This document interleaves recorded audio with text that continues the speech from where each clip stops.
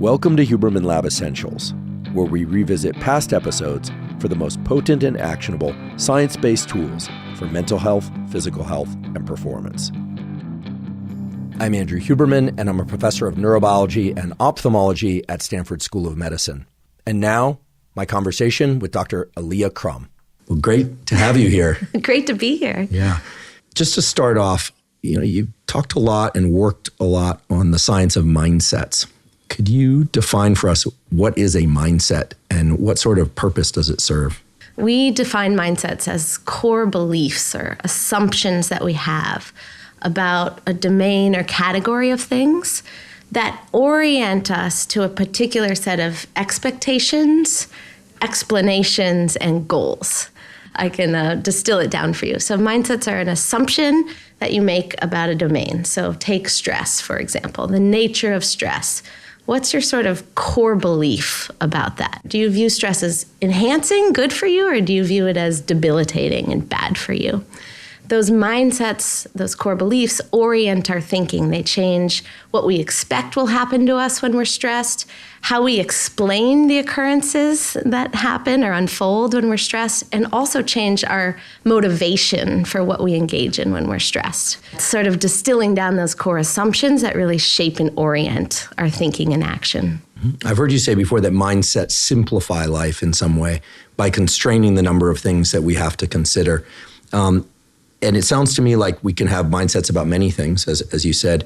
Many people are familiar with our colleague Carol Dweck's notion of growth mindset, that if we're not proficient at something that we should think about not being proficient yet, that we are on some path to proficiency. But what are some examples of mindsets and how early do these get laid down, or do we learn them from our parents? Yeah, sure. So I think it's important with Carol Dweck's work. A lot of people kind of get focused on growth motivation and all these things, but her work really originated from thinking about what she called as implicit theories or core beliefs about the nature of intelligence or ability, right? So do you believe that your baseline levels of intelligence are fixed, static, set throughout the rest of your life? Or do you believe that they can grow and change? And the reality is, as it always is, complex, and it's a bit of both, and it's all these things. But as humans, we need these simplifying systems to help us understand a complex reality. But they're not inconsequential, right? They matter in shaping our motivation. And as she has shown, if you have the mindset that intelligence is malleable, you're motivated to work harder to grow your intelligence. If you have the mindset that it's fixed, why work harder at math if you don't think you're good at it? What our work has aimed to do is to expand the range of mindsets that we are studying, focused on, and also understand and expand the range of effects that they have. So I mentioned, mindsets about stress. We've also looked at mindsets about food and healthy eating. So do you have the mindset that foods that are good for you, healthy foods, are disgusting and depriving? Or do you have the mindset that healthy foods are indulgent and delicious? Generally, people, at least in our culture in the West, have this view that stress is debilitating, healthy foods are disgusting and depriving. And those mindsets, whether or not they're true or false, right or wrong, they have an impact. And they have an impact not just through the motivational mechanisms that Dweck and others have studied, but as our lab has started to reveal, they also shape physiological mechanisms by changing what our bodies prioritize and prepare to do. We've looked at mindsets about exercise. Do you feel like you're getting enough, or do you feel like you're getting an insufficient amount to get the health benefits you're seeking? Mindsets about illness. Do you view cancer as an unmitigated catastrophe, or do you view cancer as manageable? We've looked at mindsets about symptoms and side effects. Do you view side effects as, a sign that the treatment is harmful, or do you view side effects as a sign that the treatment is working? Again, these are sort of core beliefs or assumptions you have about these domains or categories. But they matter because they're synthesizing and simplifying the way we're thinking, but they're also shaping what we're paying attention to, what we're motivated to do, and potentially even how our bodies respond. I'd love to talk about this notion of how the mindset shaping how our bodies respond. And maybe as an example of this, if you could share with us this now famous study that you've done with a milkshake study. Certainly. Yeah, this was a study that I ran as a graduate student at Yale University.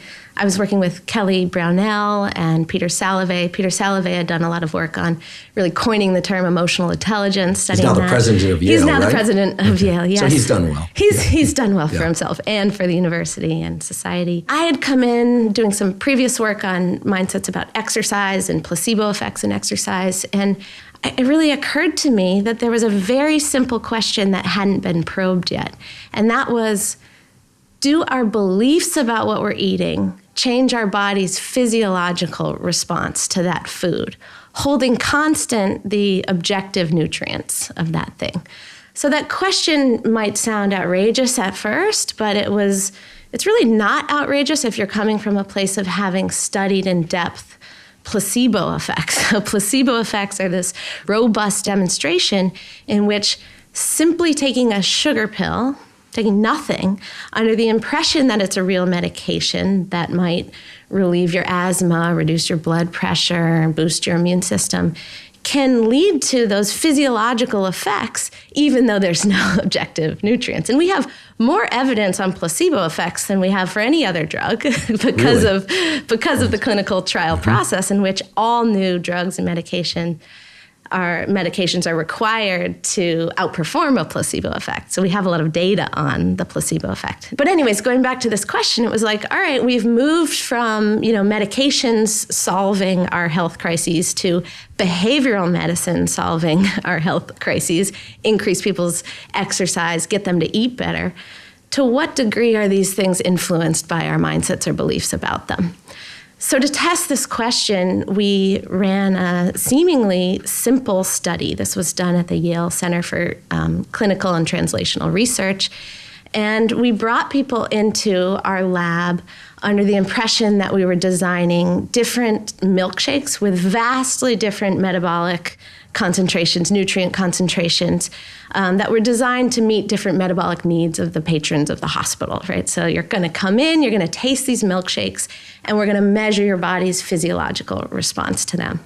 This was a within subjects design, so it was the same people consuming two different milkshakes, two different time points separated by a week. And at one time point, they were told that they were consuming this really high-fat, high-caloric, indulgent milkshake. It was like a 620 calorie, super high fat and sugar. At the other time point, they were told that it was a low fat, low calorie, sensible sort of diet shake. In reality, it was the exact same shake. It was right in the middle. It was like 300 calories, moderate amount of fats and sugars. And we were measuring their body's gut peptide response to this shake. And in particular, we were looking at the hormone ghrelin. Medical experts call it the hunger hormone. Rises in ghrelin signal, seek out food.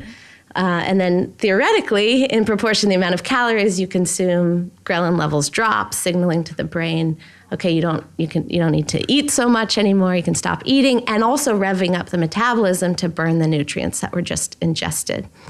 What we found in this study was that when people thought they were consuming the high-fat, high-calorie indulgent milkshake, their ghrelin levels dropped at a threefold rate stronger than when they thought they were consuming the sensible shake. So essentially, their bodies responded as if they had consumed more food, even though it was the exact same shake at both time points. It was, to my knowledge, one of the first studies to show any effects of just believing that you're eating something different on your physiology. The second piece was really important as well, and especially for me, this was one study that really transformed the way I think about how I approach eating, and that was the manner in which it affected our physiology was somewhat counterintuitive. So I had gone in thinking, the better mindset to be in when you eat is that you're eating healthy, right? Like, it just makes sense. Like placebo effects, think you're healthy, you'll be healthy, But that was a far too simplistic way of thinking about it. And in fact, it was the exact opposite. When these participants thought they were eating sensibly, their bodies left them still feeling physiologically hungry, right? Not satiated, which could potentially be corresponding to slower metabolism and so forth. So if you're in the interest of maintaining or losing weight, what's the best mindset to be in? It's to be in a mindset that you're eating indulgently, that you're having enough food, that you're getting enough. And at least in that study, we showed that has a more adaptive effect on ghrelin responses. It's really remarkable. It raises a question that I just have to ask. You've got people who are strictly plant-based. You've got people who are omnivores. You've got people who are carnivores. You have every variation. You have intermittent fasting, also called time-restricted feeding. And it seems like once a group kind of plugs into a particular mode of eating that they feel works for them, for whatever reason, energy-wise, mentally, maybe they're looking at their blood profiles, maybe they're not. Each camp seems to tout all the health benefits and how great they feel. Could it be that mindset effects are involved there? It does matter what it is, and it matters what you think about that diet and what others around you and in our culture think about that diet, because those social contexts inform our mindsets. Our mindsets interact with our physiology in ways that produce outcomes that are really important. So let's not get dualistic and say, it's either all in the mind or not in the mind. Let's also not be unnecessarily combative and say, it should be all plant-based or, keto or whatever. It's all of those things are a combined product of what you're actually doing and what you're thinking about. If you believe in it, if you don't, if you're skeptical, or, in some cases, you think you should be eating a certain way and then you don't live up to that, it might have even an adverse effect because of the stress and the anxiety associated with that. Yeah, there was a paper a year or two ago published in Science magazine about brain regions involved in psychogenic fever. That if people, or you can actually do this in animal models too, think that they're sick, you get a genuine 1 to 3 degree increase in body temperature, 1 to 3 degrees Fahrenheit increase in body temperature. It's pretty impressive. Yeah. And I guess plays into, symptomology generally. So I'm a believer in belief effects. Well, it's also, and I would just say that, the term that we use in our field is nocebo effect for that, which is sort of the placebo's ugly stepsister. It's when negative beliefs cause negative consequences. So you are told you will have, it's very well demonstrated that when people are told about certain side effects, they're far more likely to experience those side effects.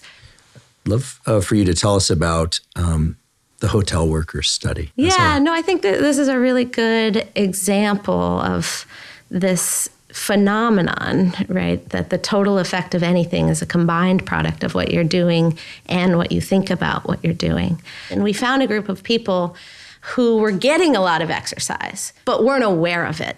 A group of hotel housekeepers. So these were women working in hotels who were on their feet all day long, pushing carts. It was clear that they were getting above and beyond at least the Surgeon General's requirements at that time, which were to accumulate 30 minutes of moderate physical activity per day. But what was interesting was when we went in and surveyed them and asked them, hey, how much exercise do you think you're getting? A third of them said 0. And the average response was like a 3 on a scale of 0 to 10. So it's clear that even though these women were active, they didn't have that mindset, right? They had the mindset that their work was just work, hard, maybe thankless work that led them to feel tired and in pain at the end of the day, but not that it was good for them, that it was good exercise. So what we did was we took these women and we randomized them into 2 groups, and we told half of them that their work was good exercise. In this case, it was true, factual information. We oriented them to the Surgeon General's guidelines. We oriented them to the benefits that they should be receiving. And then we had measured them previously on their physiological metrics like weight and body fat, and blood pressure. And we came back 4 weeks later and we tested them again. And what we found was that these women, even though they hadn't changed anything in their behavior, they had benefits to their health. So they lost weight. They decreased their systolic blood pressure by about 10 points on average. What this reveals is that we have to be more thoughtful in how we go about motivating people to exercise or teaching people about the benefits. Our current approach is just to basically tell people writ large, here's what you need to get. The intention with that is to motivate them because, public health officials think, well, if I just tell people you need to get more exercise because it's good for you, they'll do it. We know now that that doesn't work, that these guidelines are not motivational. They don't change our behavior. And what our work adds to that is that not only is it not motivational, it also creates potentially a mindset that makes people worse off than they were without knowing about the guidelines. I'd love for us to talk about stress because your lab has worked extensively on this. Could you tell us at some point about the study that you've done about informing people about the different effects of stress, but also if there's an opportunity, some takeaways about how we could each conceptualize stress in ways that would make it serve us better? Great. Yeah. So I'd come off the heels of doing some research in exercise and diet. The obvious next thing to think about was stress, right? The public health message was very clear, right? That stress was bad, right? Unmitigated and harmful on our health, our productivity, our relationships, our fertility, our cognition, you name it, right? The messages that were out there, by and large, oversimplified messages focused on the damaging consequences of stress. But as you know, if you actually dive deeper into the literature on stress and the origins of stress, what you find is that, the literature, like most literatures, is not so clear-cut. And in fact, there's a large amount of evidence to support the fact that the experience of stress, meaning encountering adversity or challenge in one's goal-related efforts, does not have to be debilitating. And in many cases, the body's response was designed to enhance our ability to manage at those moments, right? So some research showing that stress narrows our focus, increases our attention, speeds up the rate at which we're able to process information. There was some research out there showing this phenomenon of physiological toughening, the process by which the release of catabolic hormones in the stress response recruit or activate anabolic hormones, which help, as you know, build our muscles, build our neurons to help us grow and learn. And there was a whole body of emerging research on post-traumatic growth, or this phenomenon in which even the experience of the most traumatic stressors, the most chronic and enduring stressors, could lead not to destruction, but in fact to the exact opposite, to an enhanced sense of connection with our values, connection to others, sense of joy and passion for living. My work since then has been not to try to argue that stress is enhancing and not debilitating, but try to point out that the true nature of stress is a paradox. The true nature of stress is manifold and complex, and lots of things can happen. But to question what's the role of our mindset about stress in shaping our response to stress. So some work had already been done looking at your perception of the stressor, right? So do you view a stressor like a challenging exam or a health diagnosis as a challenge or a threat? And that had shown pretty convincingly that when you view stressors more as a challenge, less as a threat, that your brain and body responds more adaptively. What our question was to take the sort of psychological construal one step higher in abstraction. So not just the stressor, but the nature of stress, right? Do you, at that core level, do you view stress as something that's bad, is going to kill us, and therefore should be avoided? Or do you view some stress as natural and something that's going to enhance us? And so we set out to design a series of studies to test the extent to which these mindsets about stress mattered. And we found in a number of correlational studies that more enhancing stress mindset was linked to better health outcomes, better well-being, and higher performance. So then we set out to see if we could change people's mindsets. And in our first test of this, we decided to do so by creating these multimedia films that showcased research, anecdotes, facts about stress, all true, but oriented towards one mindset or the other, right? So you can imagine one set of films showed basically the messages that were out there in the public health context. The other showed, hey, stress has been linked to these things, but in fact, the body stress response was designed to do this. Did you know it could do that? And we had empowering images like LeBron James making the free throw in the final minute versus missing it. So either people saw a video that basically made it seem like stress will diminish you, crush you, reduce you, yes. Or a video very similar, stress will grow you, bring out your best, and maybe even take you to heightened levels of performance that you've never experienced before. Exactly. And our question was, does orienting people to different mindsets change how they respond to stress? So this study was done in the wake of the 2008 financial crisis. We worked with UBS, a financial service company that was undergoing pretty massive amounts of layoffs. So these employees were stressed about being laid off. They were taking on more pressure. It was just a tough time. And we randomized them into 3 conditions. And this was all pre-work before getting a training on stress. But the 3 different conditions, some watched no videos, some watched the stress will crush you videos, and some watched the stress could enhance you videos. And what we found was that just it was a total of 9 minutes of videos over the course of the week, led to changes in their mindsets about stress, which led to changes in their physiological symptoms associated with stress. So people who watched the enhancing films had fewer backaches, muscle tension, insomnia, racing heart, and so forth. And they also reported performing better at work compared to those who watched the debilitating videos. Now, interestingly, we didn't make anyone worse with the debilitating videos, which was good. We had told that the IRB we didn't expect that because that message was already out there. That's what they were already seeing. That wasn't new to them. It was more this enhancing perspective that turned out to be inspiring.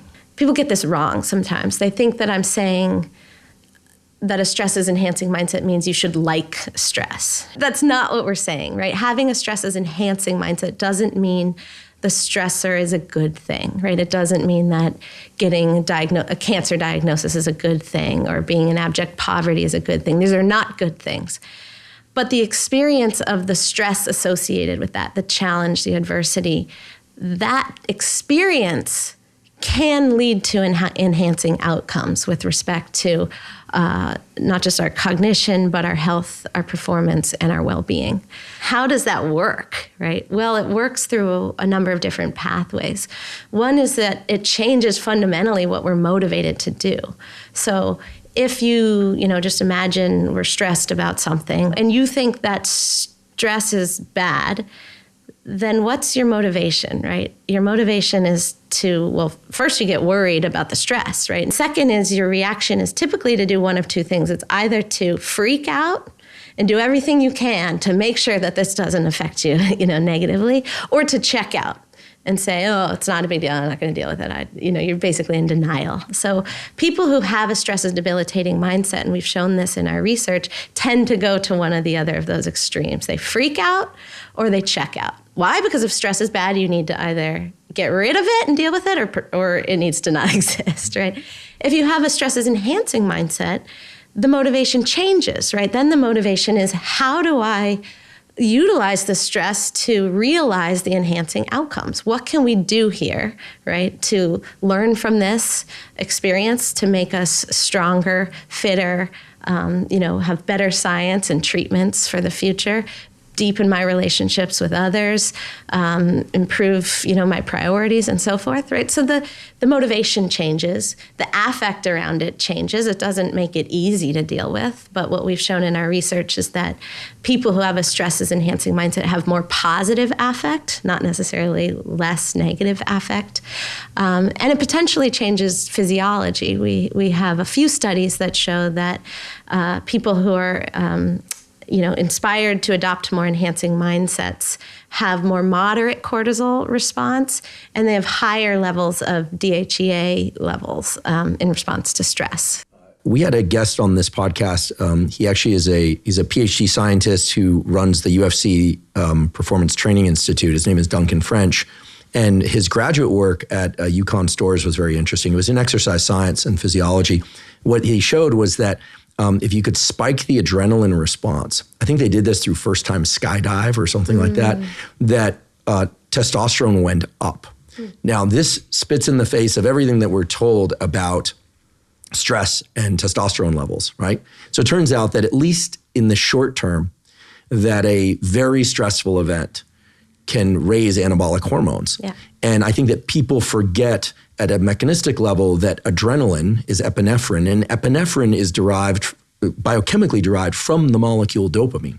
If you look at the pathway and you even just Google it and go images, you'll see that adrenaline is made from dopamine. And dopamine and these anabolic hormones have they're sort of close cousins. They work together in the pituitary and hypothalamus. So it makes sense that one could leverage stress toward growth.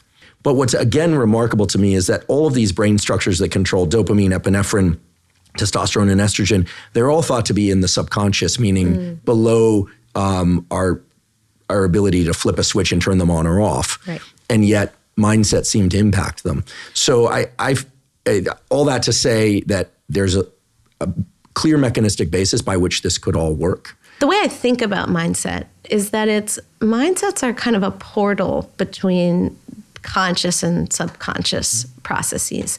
They operate as a default setting of the mind, right? So if sort of programmed in there, you have stress equals bad.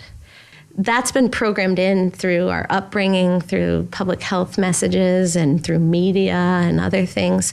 And it kind of sits there as an assumption in the brain. And the brain is then figuring out how should it respond to this situation. And if the assumption, the default, the programming is stress is bad, that's going to, through our subconscious, trigger all the things that's like, okay, well, I need to rev up the things that protect me versus rev up the things that help me grow.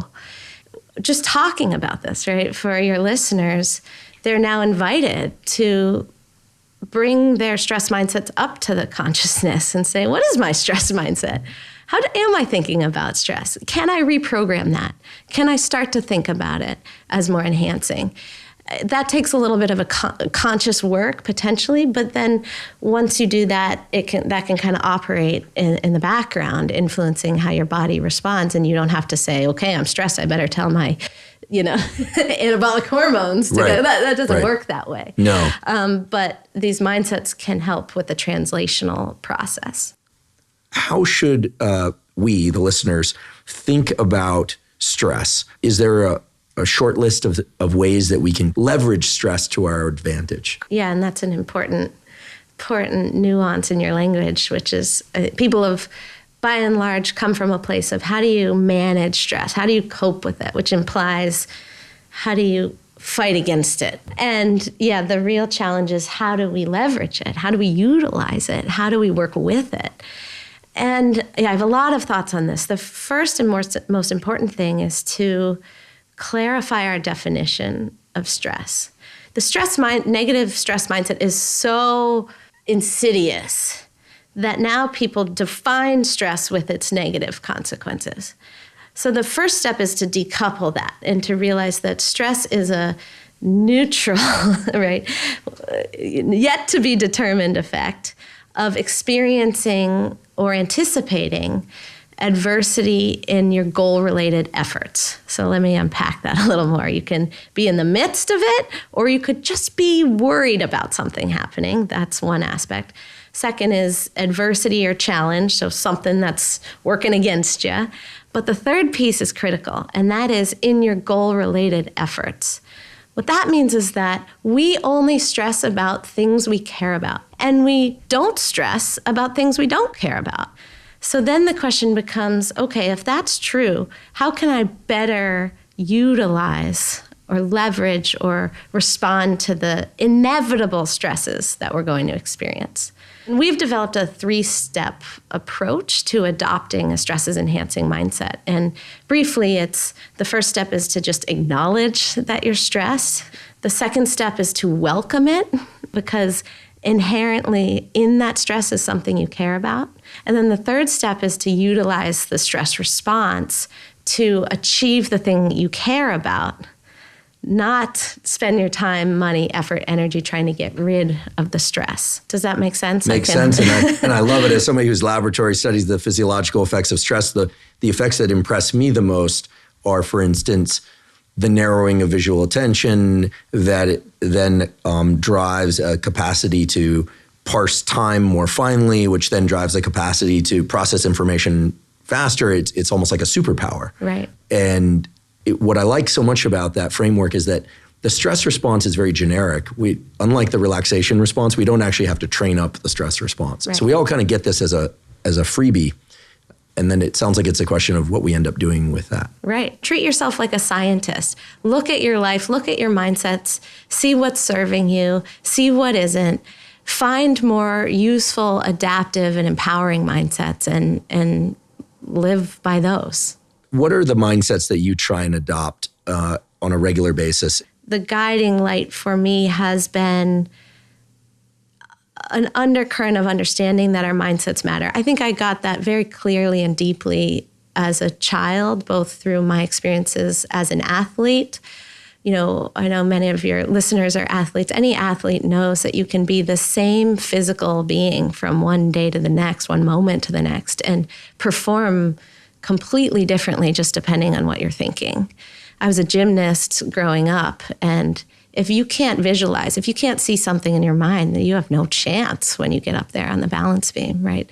And my father was a martial artist, a teacher of meditation, so this kind of mind-body work was baked into me from an early age. And I think what I've done recently is to try to understand it scientifically, and more importantly, to figure out how can we do better with this, right? How can we, we're all talking about AI taking over the world and technology this and all, personalized medicine that, and it's like we have done so little, relatively so little with the human resource, our human brains, that the potential for which is so great, and we've done almost nothing. Take the placebo effect. We know a lot about what it is. We've done almost nothing to leverage that in medicine, consciously and deliberately. So what keeps me going, what gets me through the hard times is just that burning question of what is going on here and what more can I do with the power of my mind? Well, I and millions of other people are so grateful that you do this work. It's so important and it's truly unique. Where can people find you? Ask questions, find your papers, learn more? Yeah, all our papers and materials and interventions are housed on our website, mbl.stanford.edu. We also have a link there that takes you to Stanford Spark, which stands for Social Psychological Answers to Real World Questions. We have a lot of toolkits on that website, including a toolkit for this Rethink Stress approach of acknowledging, welcoming, and utilizing your stress. We will provide links to all of those for our listeners and viewers. Thank you so much for taking time out of your exceedingly busy schedule to talk to us about these ideas. I learned so much. I'm going to definitely think about what is the effect of my mindset about blank in every category of life, and really just on behalf of everybody and myself, thank you so much. Yeah, thank you. And I guess I just want to end by saying, I think this work is really the tip of the iceberg of what can and should be done. And so I really invite your listeners and all, anybody who's inspired by this work, if they want to share stories or want to partner on a collaboration, to please reach out. Great. Well, and the comment section on YouTube is a great place to do that as well. You will hear from them. Great. All right. Great. Thank you so much, Ali. Thank you.